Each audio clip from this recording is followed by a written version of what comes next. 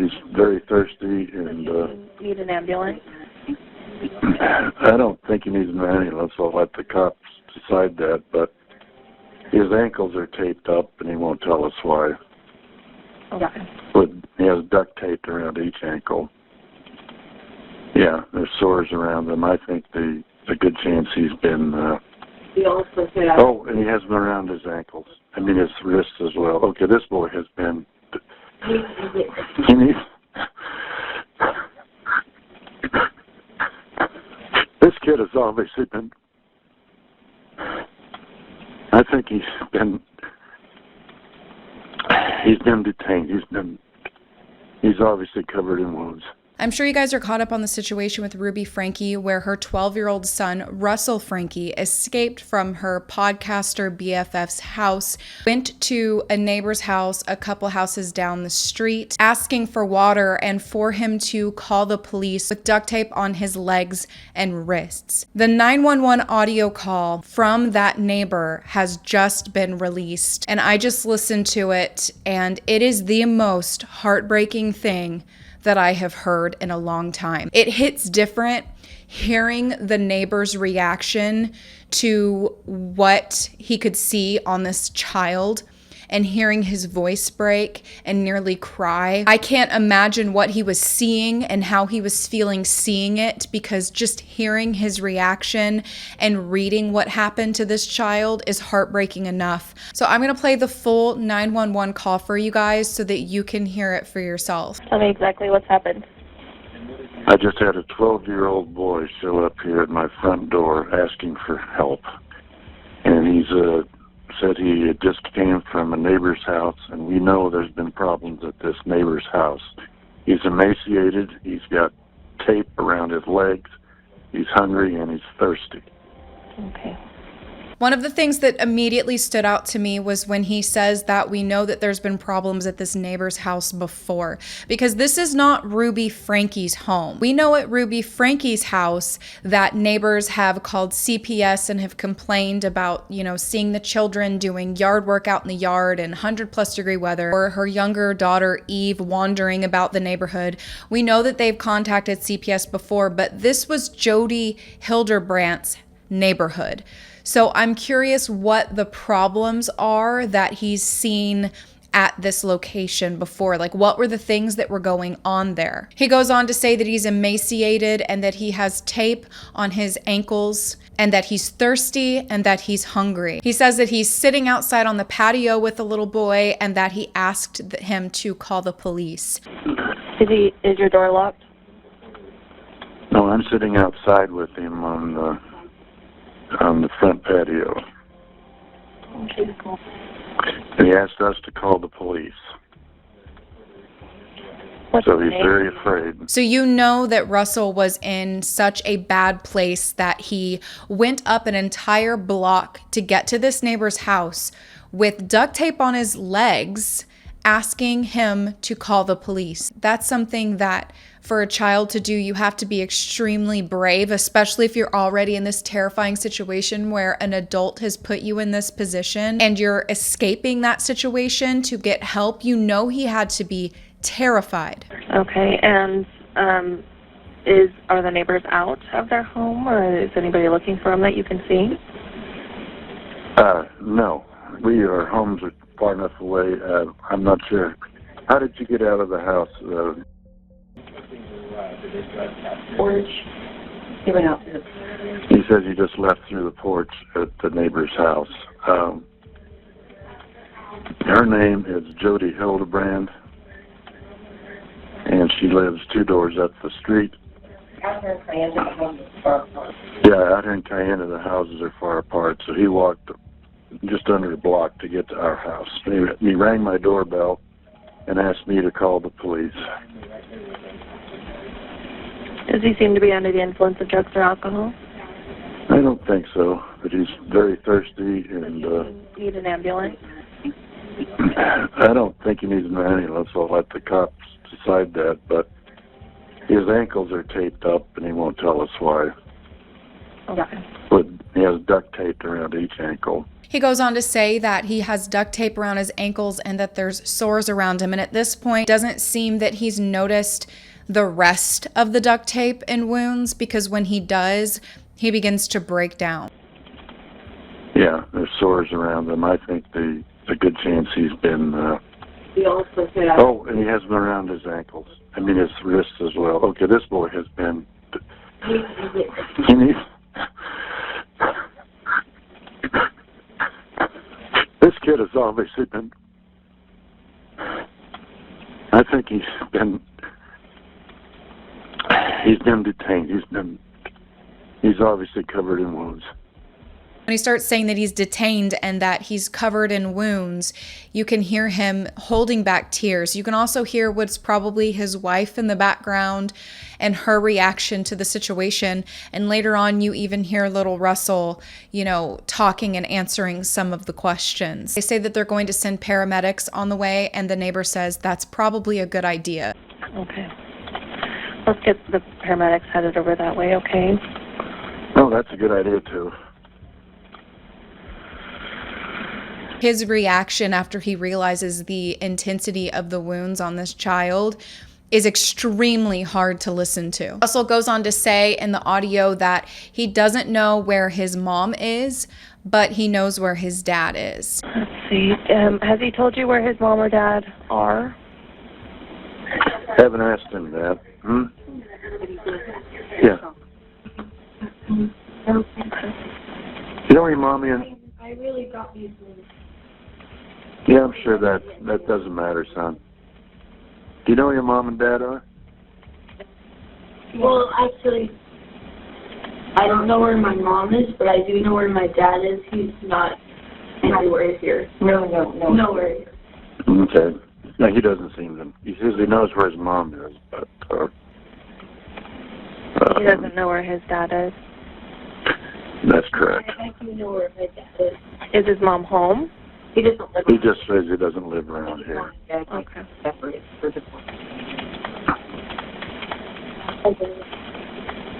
Is his mom in this area? Is your mom around here? Have you seen her lately? No, He doesn't know where she is right now. Does he know his mom's name? What's your mom's name? Ruby Franke?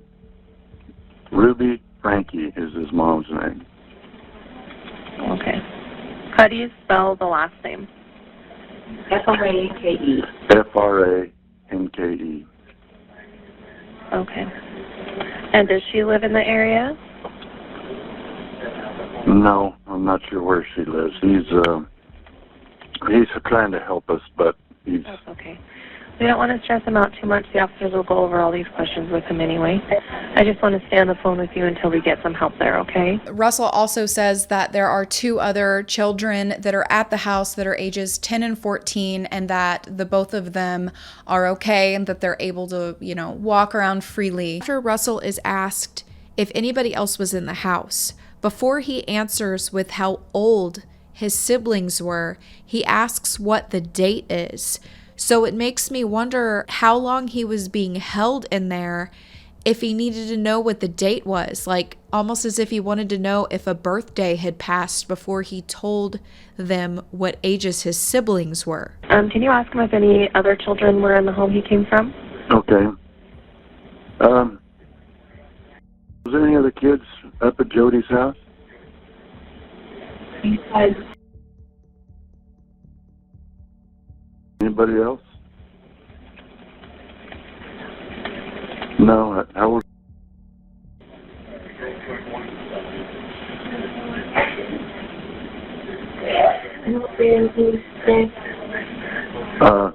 Yeah, this is the 30th of, the 29th of August. It'll be the 30th of August. 10 and 14, and they're still at this house. Are they tied up as well? What's the deal with? Are they being held? Do they have wounds on them as well? nothing bad going on with us. Okay. It's just Okay. So they're able to walk around the house and everything? everything.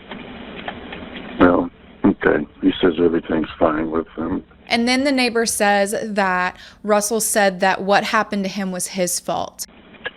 Grain of salt. Okay. He says what's happened to him is his fault. That's not a problem. That's sad to hear.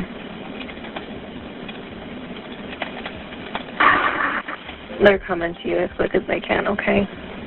Okay. So he says that, his siblings, that they're basically not in the situation that he's in, and then takes the blame on himself, thinking that whatever it is that he went through in that house that he deserved. To hear that that's what he said breaks my heart. It just shows the level of brainwashing that was done to these children to make them feel like they deserved this type of behavior, that they deserved something like this to happen to them, for him to think that he could have done anything to deserve this, when there's absolutely nothing that a 12-year-old could ever do that would make them deserving of this type of abuse. He also goes on to say that he's in his socks.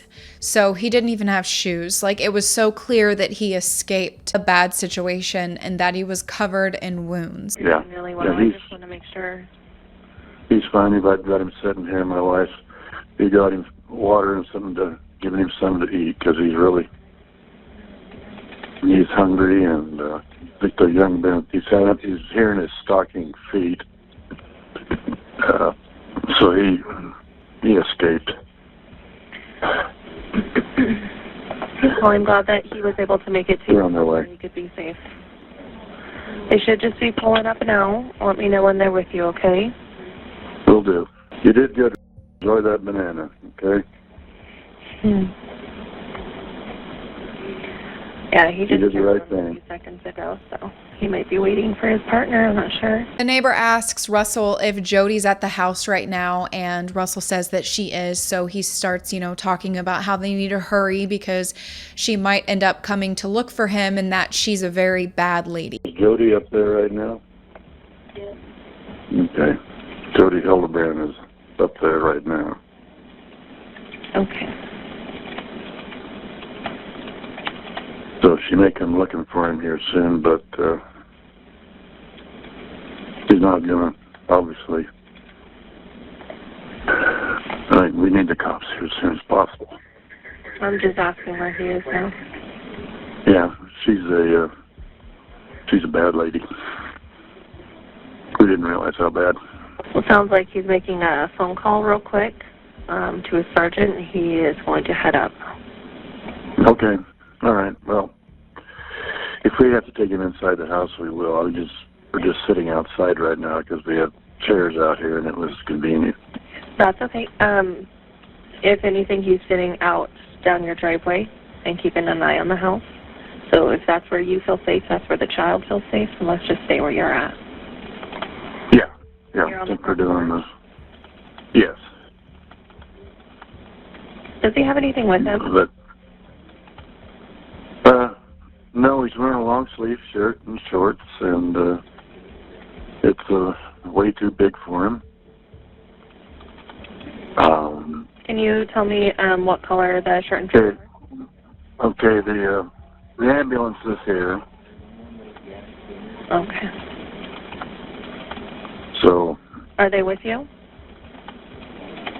No, they're just not getting out of the truck. Okay. Okay. I'll go ahead and I'll let you go then. You did a great job. Okay. Thank you. Thanks, Mike. Bye. Him saying, we need the cops here as soon as possible. She's a bad lady, but we didn't know how bad. There are things that these neighbors knew about Jody prior to this. And I'm so curious what it is that they knew that made her a bad lady. He said that they didn't know how bad, but they knew that she was bad. That just really stands out to me. So this is the first time we have heard Russell since all of this came out, since the 8 Passengers channel was deleted. You know, whenever I heard this 911 call, I wasn't expecting to hear him in the background, but for me personally, it just broke my heart even more to hear him, to hear that he's taking the blame for what happened there on himself, that he thinks that he deserved that. He did say that the other children were okay and that there was nothing going on there with them. I'm so curious about this situation. He didn't know where his mom was, but he knew that Jody was there. So did his mom leave them there with Jody to be abused? There's so many things that are missing in the situation so far, but we don't know how long Ruby was gone for. Why were they being left in this house? How long was he duct taped or being held hostage? Hearing the neighbor's reaction to what he was seeing on this child just shows you how bad and how severe it was. Imagine that you're just sitting in your house and a child comes knocking on your door with duct tape on their hands and wrists, clearly have been being starved and wounds on their body, asking you to call the police. We saw a lot of the abuse that went on in this house on the 8 Passengers channel before it was deleted. A lot of this stuff was right in front of all of our faces.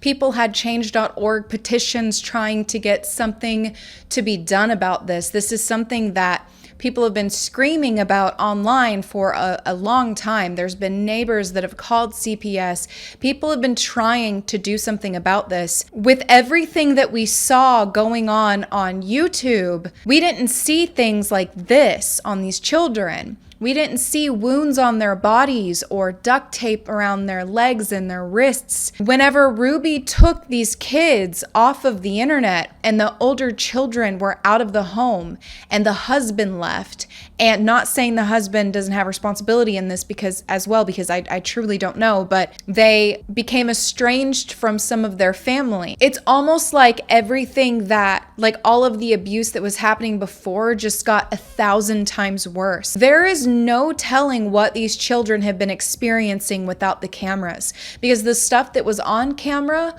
was bad enough. But look what happened once they were off of it. If their punishment was things like getting duct taped and being like basically imprisoned, being treated worse than you should ever even treat an animal. These children's lives have been so sad and tragic from the very beginning because they were born into an unfortunate situation with terrible parents that did not know how to love them. And it just looks like everything got worse once the camera stopped rolling. Somehow things got worse. I heard like dispatch audio of the police and all of that, and them kind of narrating the situation, but it hit so different hearing the emotions in that neighbor's voice and hearing that little boy in the background. This situation is so sad, and I feel like CPS failed these children because things were being reported before this, and had they done something about it, it would have never gotten this bad. Ruby Franke is going to get what she has coming to her. The dad came out and said he had no involvement in the way that the children were treated, but of course he would say that. I don't know how I feel about him, but I know that Ruby Franke and Jody Hildebrandt are exactly where they deserve to be. And I just hope that these children are in good hands right now. And you guys are going to have to let me know what you think about this in the comments down below. And if you want to see me continue to cover the situation, make sure you give it a like and subscribe so that you don't miss any of my updates. Thank you guys so much for watching this video, and I will see you guys in my next one.